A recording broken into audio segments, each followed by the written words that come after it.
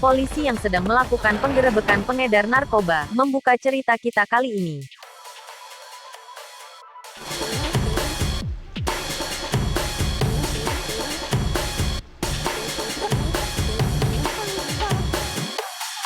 Saat memastikan target operasinya melakukan transaksi, polisi segera bergerak melakukan penangkapan.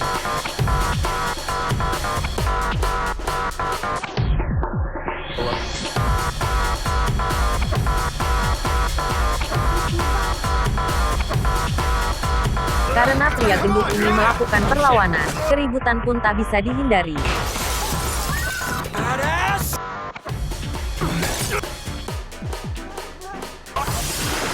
Di saat bersamaan, seorang wanita melumpuhkan kurir dengan kejut listrik dan membawa pergi narkobanya. Misi ini pun gagal karena polisi kehilangan barang bukti. Karena tidak ada barang bukti, pria gendut ini pun dibebaskan. Beralih ke tokoh utama dalam film ini, dia adalah Cha Tae-sik, bersama gadis kecil tetangganya bernama Somi, anak dari seorang pecandu narkoba, yang bekerja sebagai penari erotis di klub malam dan mencuri narkoba dari seorang pria tempo hari. Wanita ini bernama Hyo Jung. Kali ini dia didatangi seorang teman pria bernama Mondal. Pria ini marah karena narkobanya telah dipakai dan sisanya hendak dijual sendiri oleh Hyo Jung. Itulah kenapa Somi lebih banyak menghabiskan waktu bersama teman satu-satunya yaitu Tae-sik. Di tempat lain nampak Mansuk yang dipukul dan dimarahi oleh Oh Myung karena telah menghilangkan narkobanya.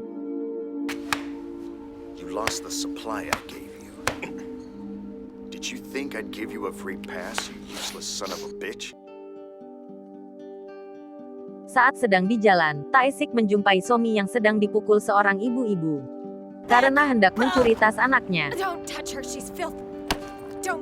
Melihat Tae-sik tidak mau membantunya, membuat Somi merasa sedih. Di sebuah tempat penyimpanan abu jenazah, terlihat Tae-sik sedang mengenang mendiang istrinya. Melihat Somi berjalan seorang diri di malam hari, Tae-sik mengikutinya dari belakang. Mengetahui hal itu lantas Somi berhenti, kemudian menceritakan kisah sedih yang dia alami. Thinking about it hurts me too much, but I don't hate you. Because if I did hate you. Mendengar ini membuat mata Tae-sik berkaca-kaca. Lantas Somi meminta iPod-nya dikembalikan, dan menggantinya dengan kartu keberuntungannya, Ksatria Kegelapan. Kemudian Somi pergi. Di tempat lain Junsuk ditelepon oleh Mansuk yang tak lain adalah kakaknya sendiri, yang memberitahu pelaku pencurian narkoba miliknya.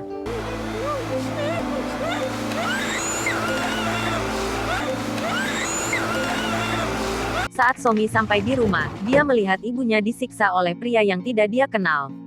Di saat bersamaan, Tae-sik juga didatangi dua pria di rumahnya. Si baju orange menodongkan pisau ke arahnya. Saat mereka lengah, Tae-sik segera merampas pisau dari si baju orange dan melumpuhkan pria gendut dengan cepat.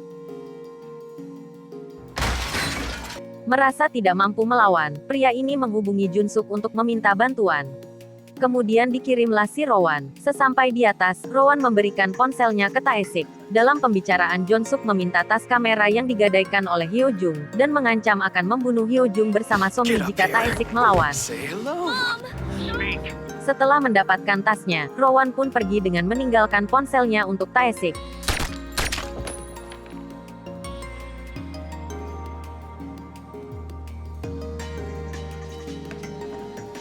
Kali ini Junsuk mengingkari janjinya dan tidak melepaskan Somi bersama ibunya. Tae-sik pun tak mampu mengejar. Di sini kita dibuat bertanya-tanya, siapa sebenarnya Cha Tae-sik? Selang beberapa hari Tae-sik dihubungi Junsuk melalui ponsel yang ditinggalkan Rowan. Meminta Tae-sik mengantar sebuah paket ke bos mafia bernama Oh Myung untuk membebaskan Somi dan ibunya. Di saat bersamaan Junsuk menghubungi polisi, dan memberikan informasi akan terjadi transaksi narkoba.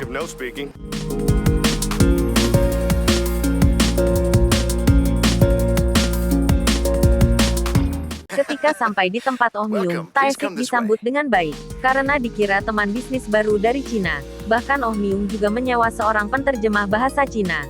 Saat Tae-sik mengeluarkan narkobanya, Oh Myung terkejut, dan menyadari dirinya telah dijebak oleh Mansuk. Kemudian anak buahnya melumpuhkan Tae-sik untuk dijadikan umpan kepada polisi. Mansik? Did your package arrive yet? There goes your paycheck! Bitch!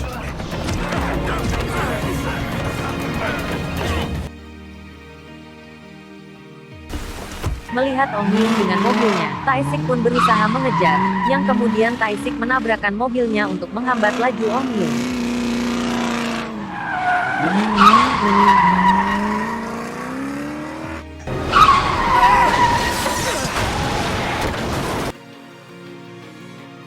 Saat keluar dari mobil, Tae-sik dibuat terkejut dengan isi bagasinya adalah mayat Hyo Jung, dengan penuh luka jahitan. Tae-sik pun tertangkap, sementara Oh Myung berhasil melarikan diri.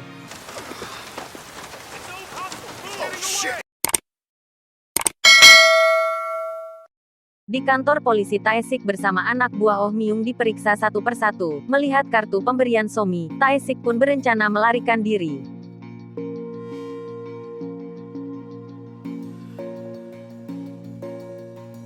Melihat rekaman CCTV, polisi tidak bisa berbuat banyak untuk mengetahui jati diri Tae-sik, karena datanya dikunci oleh Gedung Putih.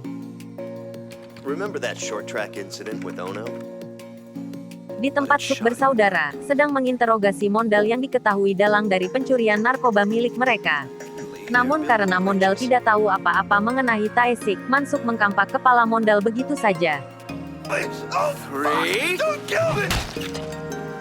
Dengan bermodal nyali dan tekad yang kuat, Tae-sik melacak Suk bersaudara dengan mendatangi penjual ponsel ilegal. Dengan sekali lemparan pisau, Tae-sik mendapatkan tempat kawanan Suk bersaudara berada. Karena Jun-suk gagal menjebak Oh Myung ke polisi, kali ini dia menyuruh Rowan yang bengis dan sadis untuk membunuh Oh Myung. Beralih ke kantor polisi, di mana sekarang kepolisian sudah mendapat profil Tae-sik secara utuh.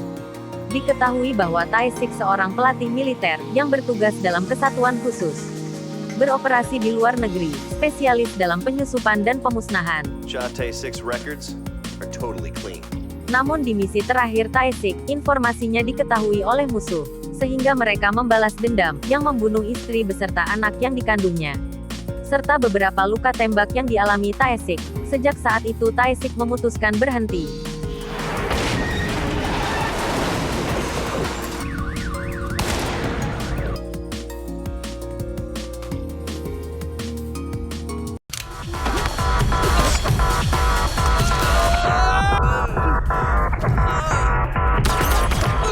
Cerita berlanjut ke Tae-sik, yang mendatangi pangkalan anak buah Suk bersaudara.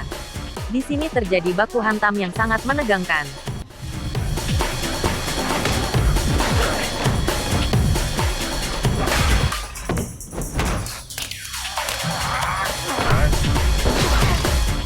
Perut Tae-sik pun sempat terkena tembakan, tapi saat terdesak Rowan lari ke keramaian.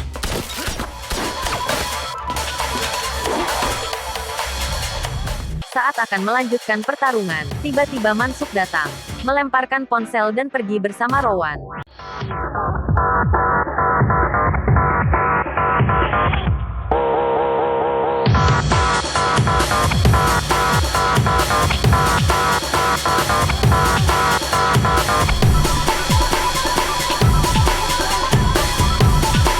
Tae-sik yang berusaha mengejar namun terhambat oleh kehadiran polisi.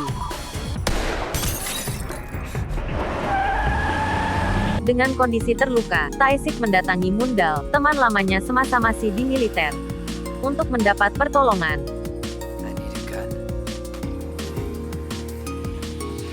Saat kondisi Tae-sik pulih, dia berencana kembali untuk mengejar Suk bersaudara.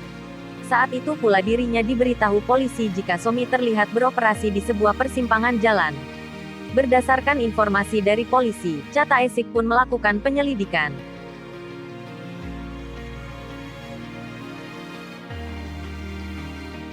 Namun dirinya juga harus menghindari pantauan dari polisi.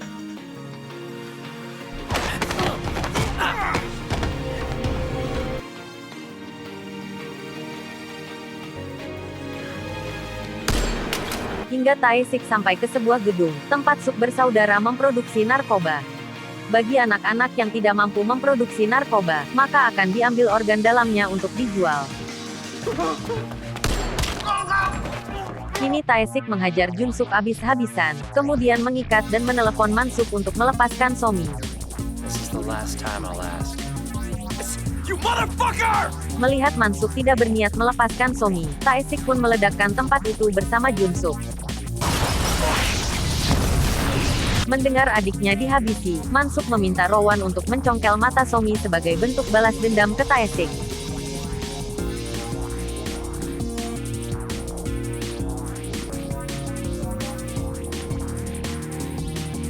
Somi comes first. Taesik mendatangi Mansuk sendirian, ketika mendapati Somi yang hanya tinggal matanya saja. Tentu ini membuat Taesik semakin kalap. You're dead.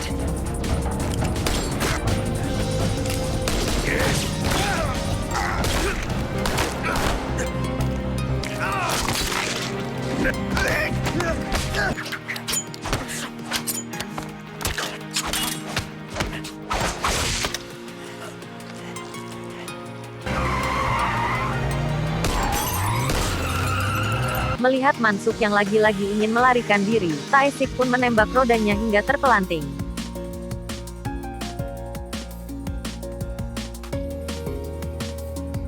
Just one bullet left. Setelah membunuh Mansuk tapi tidak bisa menyelamatkan siapapun, Taesik pun bunuh diri. Tiba-tiba, Mister.